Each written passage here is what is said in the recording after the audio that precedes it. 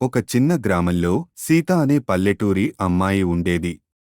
ఆమె చాలా గంభీరం, కానీ ఆమె మనసులో ఎంతో మంచి భావనలు ఉన్నాయి.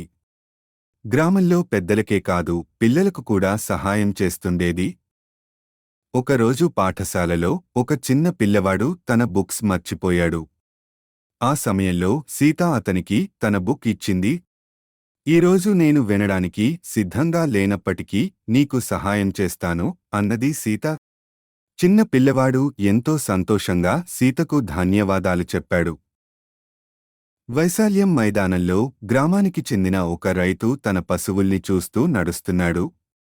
పశువులలో ఒక గొర్రె ఆహారం లేకుండా బలహీనంగా కనిపిస్తోంది. సీత గమనించి ఆ గొర్రెకు ఆహారం ఇచ్చింది. రైతు ధన్యవాదాలు చెప్పాడు. ఒకరోజు సీత వృద్ధురాలు ఒకటే బయట కనిపించకపోతే ఆమె దగ్గర వెళ్లి నల్లమైన గాలి మరియు కాలుష్యాన్ని దాటించి వృద్ధురాలికి ఆమె కుటుంబం కోసం పండ్లు తీసుకువచ్చింది. మనసులో గొప్పతనం ఉండి మనం చిన్న విషయాల్లోనూ సహాయం చేయగలిగితే మన సమాజం అభివృద్ధి చెందుతుంది.